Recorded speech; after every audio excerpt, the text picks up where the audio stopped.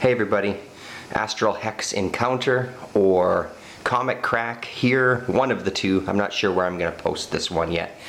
To start this video off, a quick word about Cave Evil. It's official now that it is sold out.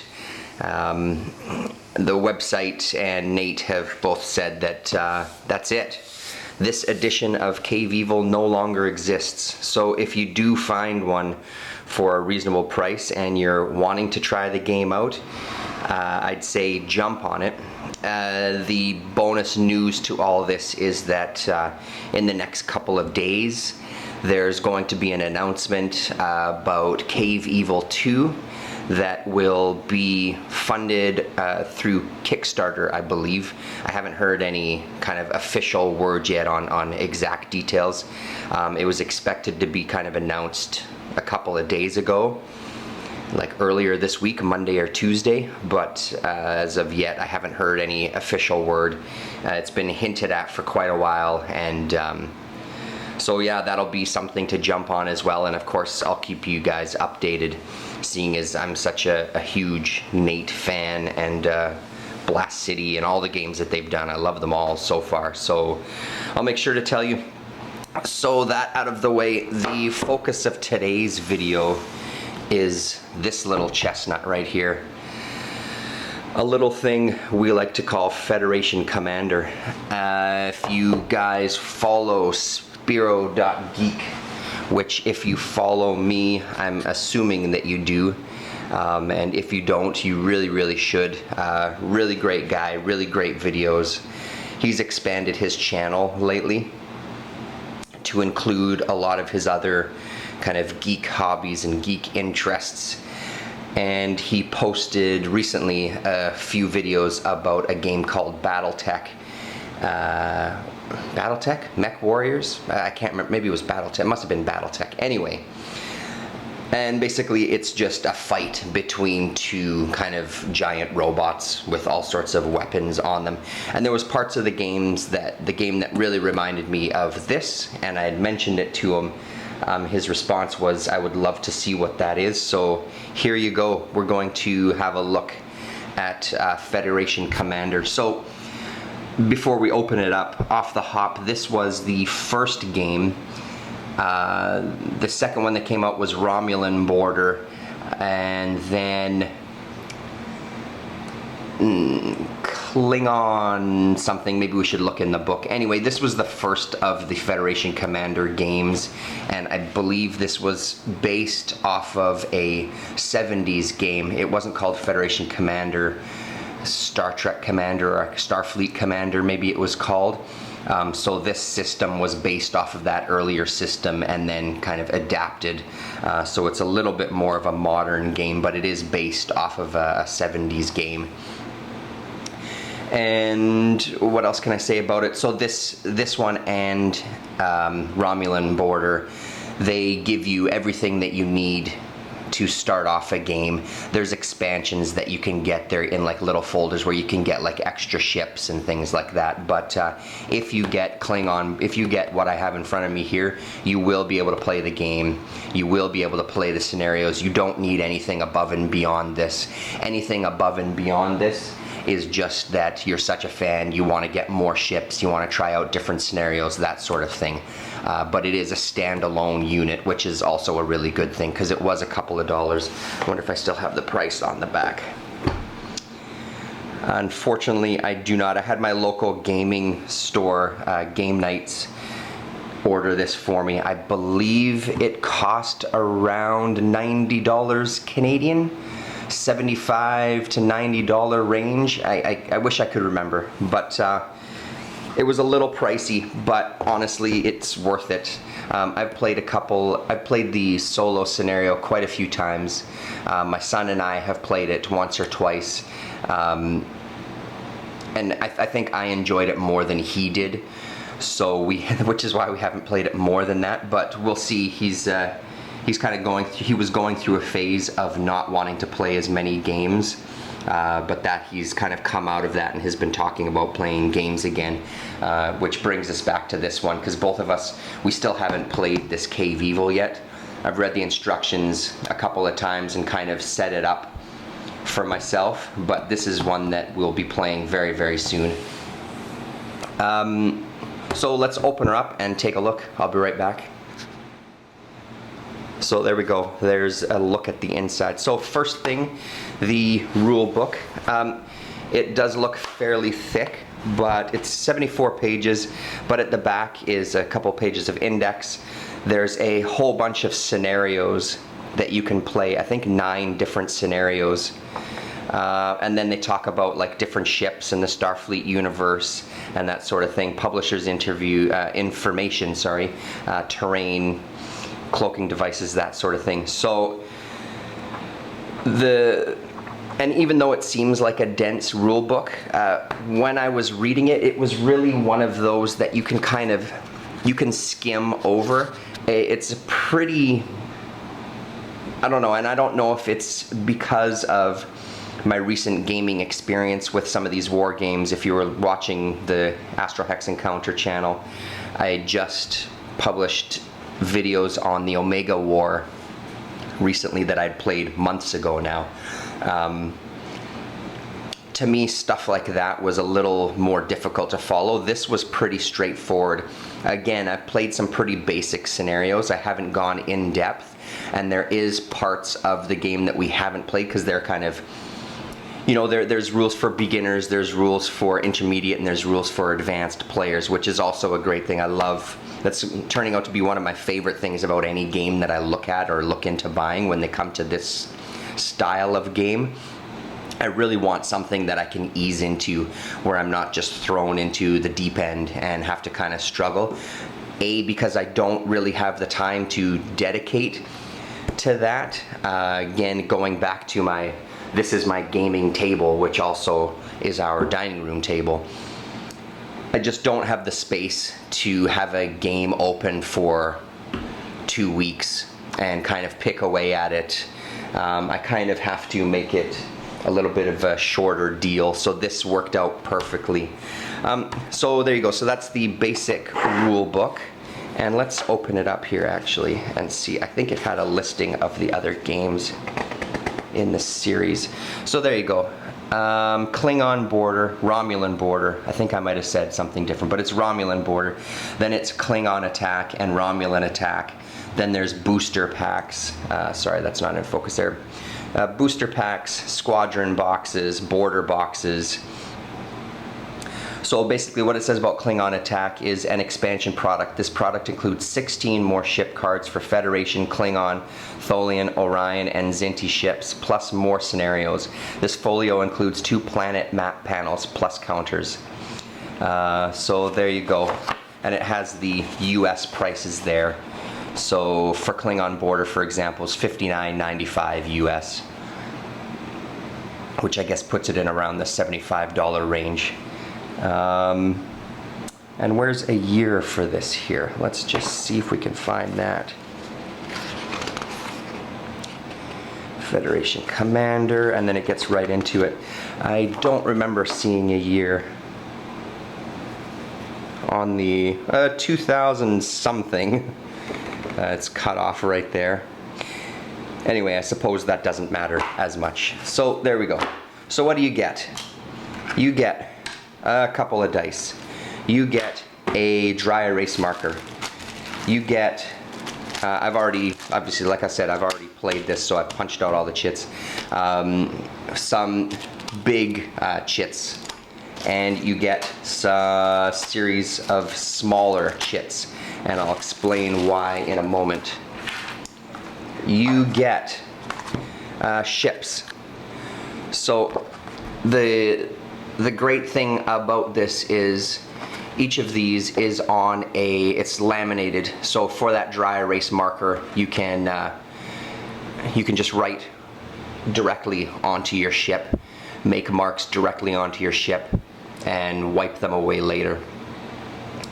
Whereas I think in Spiro's game they had photocopied papers inside kind of sleeves. I mean, that worked just fine, but I really like this. They're pretty heavy card stock. So the first thing you'll see on this is a Federation heavy cruiser. This is fleet scale. And on the reverse side, is the squadron scale. The difference is along the side here, these are your shields, and as you can see on the squadron scale, you have more shields. There's more shields to break through. There's more photons. There's more batteries. There's more of everything. So it just creates a bigger, longer game, whereas this one is kind of for quicker play. And I've only played the fleet scale so far. So let's just have a quick look at the ships. So there's a Federation Dreadnought. And again, I won't flip both sides because they all are the same. So a fleet scale and then the squadron scale. A light cruiser, Federation frigate, Federation battle cruiser, Klingon D7 battle cruiser, Klingon C8 dreadnought. Looks pretty badass. Klingon F5 frigate. A Klingon D6 heavy cruiser. A Klingon C7 heavy battle cruiser. A Zinti battle cruiser. A Zinti frigate. An Orion pirate raider,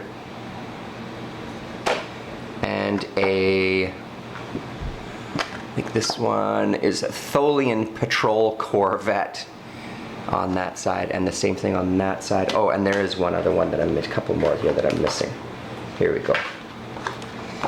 And this is large freighter, squadron scale, heavy freighter, fleet scale. Stuff on the back here, small freighters. Yeah, I haven't read about these, so I'm not sure, and I think this battle station is specific to one of the scenarios. Again, I haven't read about this particular scenario. I mean, just looking at that is pretty intense. Planet killer squadron scale. So there you go. So that's all, and again, this is all that came in this one pack. This wasn't any boosters that I bought or anything. So you have a nice stack of ships that you can play with. You have some safety clips. You have some, or paper clips rather. You have 2 player reference cards. Let's get that glare out of there. There you go. Player reference cards. The columns on the left and the right are the sequence of play. They break them down into different impulses, and in each impulse are sub-pulses. Autofocus does not exist on this thing, so I apologize. And each of the sub-pulses have some numbers beside it. So basically what you do is you pay for a certain amount of sub-pulses at the beginning of your turn, and then when your number comes up, it just tells you what order to go in, basically. And then when this phase of impulse 1 is over, then you do defensive fire, offensive fire, etc. Then you go to impulse 2, which is movement, then battle. Impulse 3, movement and battle, all the way to impulse 8 of movement and battle. Then it's the end of the turn, and you count your batteries, you have energy tokens, discard unused tokens, you can repair your ship, that sort of thing. So everything that you have allocated to you at the beginning of your turn has to last through all of these impulses or phases. So you really have to decide how you're going to use your photons, how you're going to use your shuttlecrafts, that sort of thing, because they have to last this length of time. You want your ship to last this length of time. In the middle, we have a phaser, phaser number 2. They're broken down.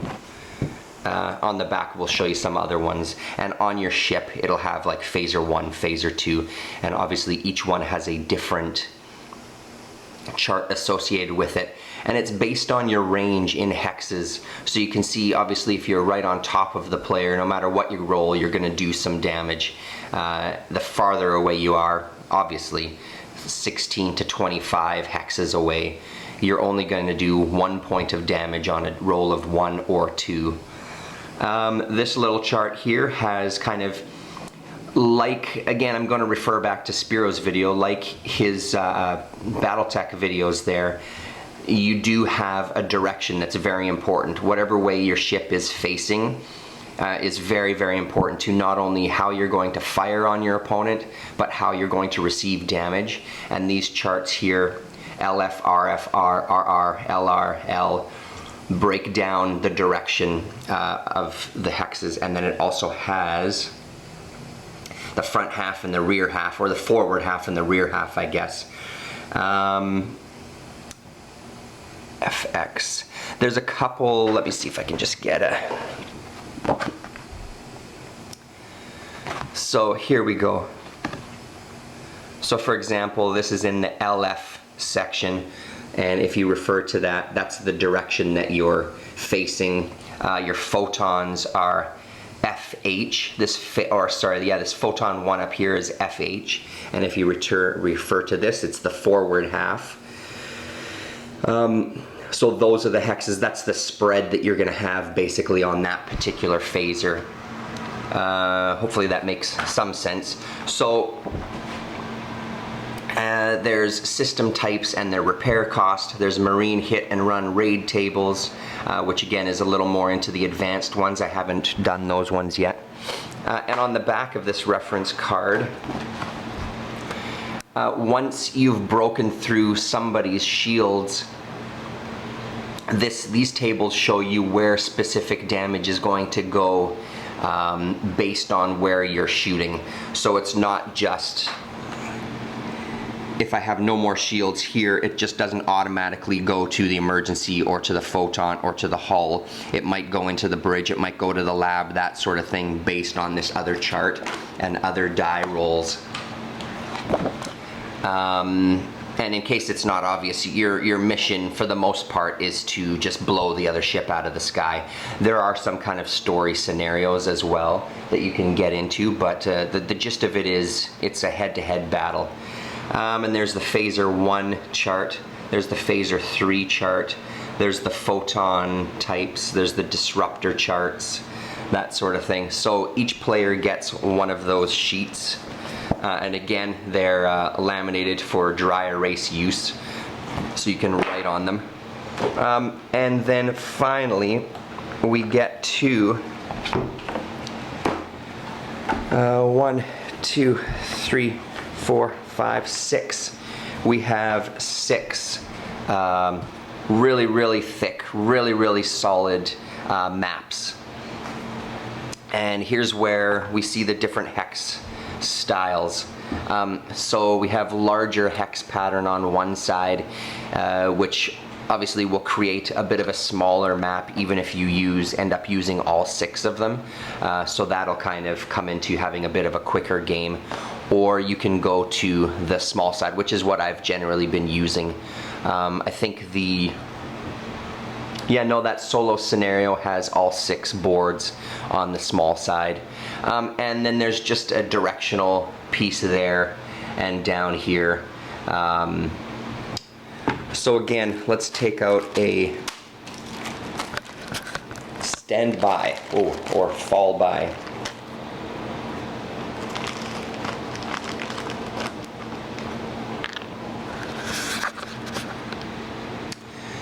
So here we have a Klingon ship.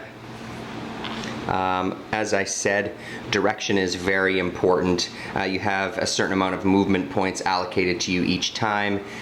If you want to turn your ship, that's going to cost you 1. Then you can move in that direction. You can also slip, which is you don't have to do a turn. You can just slide to the left or the right, just like that. Sorry, let's center you up there and say that again. So there's also a slip feature, which is instead of turning to travel in this direction, if you still want to go forward but you want to do a little bit of a maneuver, you can slip to either the right or the left like that. The thing to remember about using the slip is that I think you have to move, once you've slipped, there's markers that you can put on the hex where you've slipped. You have to move, I think it's 2 or 4 hexes away before you can do that again. And if you turn, it's, I think 4, you have to move 4 hexes in that direction before you can turn again. So there are emergency kind of maneuvers that you can do once per game, and I think one of them is kind of doing a complete about face. But again, it puts a lot of strain on your systems. You can only do it once per game, and if you need to kind of make a hasty retreat. So that's basically how it breaks down. And I mean, like I said, it all just really reminded me, which is why I think I might really enjoy this Battletech that Spiro was talking about. This kind of thing really reminded me of that. You're basically just firing on another player, trying to break through their shields and trying to destroy their main systems and destroy their ship. It's a hell of a lot of fun. In the solo one, there's these, let me see if I can dig one out. Oh, come on, fingers, work for me here. In the solo game, there are these drone chits, again, sorry about my lack of autofocus, that get placed on the board. I think there's 6 of them, and they have a predetermined path. And your job on the solo mission is, it's more about learning how to control your ship. Your mission is to try to destroy all of the drones before they either leave the map or destroy you if you happen to get in the way.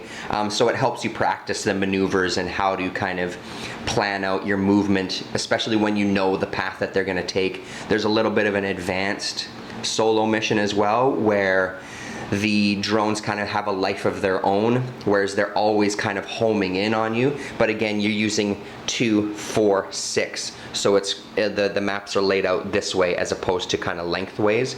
So you've got quite a bit of distance for the ones that are placed up here. But they home in on you, and their path is always the most direct route to get to your ship. And they don't have, I don't believe they have any turn penalties. I don't know if a turn for a drone counts as a movement point. I don't think so. So they're really good. It just kind of gets you thinking about how you want your ship positioned to do certain shots, how you're going to maneuver across space to intercept some of these drones. It just helps you plan things out. It's a really, really, really good basic scenario. I had a lot of fun with it. I played it probably, I don't know, 8 to 10 times, or 6 to 8 times, or something like that. I played it a hell of a lot, just to get the hang of it, and it's what kind of sucked me into the game, period. Like I said, I had kind of done a cursory look throughout the rules, but I found playing that solo scenario really helped in the understanding of the game. I could flip back and forth to various pages and figure it all out. When my son and I played, there was very little reference to the book that I ended up doing, surprisingly, which was good. But again, that is still pretty basic missions. It's a really, really fun game. I think, obviously, if you're a fan of Star Trek, that's going to help. But honestly, I don't think you need to be a huge, huge fan of Star Trek. Like, I've always loved Star Trek. I don't know, hey, that's a really cool ship. I remember an episode where that was in, that sort of thing. I'm not that geeked out about it, but I did really, really enjoy this game. There's a guy, Marco Wargamer. I will put a link in this video. He's got a few videos about this game, and it was his videos that sparked my interest in it to begin with. So there you have it. Federation Commander, Klingon Border. Again, I will reiterate, if you get this pack, or if you get the Romulan Border, you do not need to buy anything else unless you want to. Everything you need is in this game. Everything else is complete bonus. Every other system, every other booster pack or whatever you get is just bonus items, different ships, that sort of thing, different scenarios. I'm quite happy with this one. I will get a ton of play out of this one before I'll ever feel the need to buy anything else, to be honest. So that's that. Thanks very much for watching, and yeah, I hope you dug that, and let me know your thoughts, and we'll talk to you soon.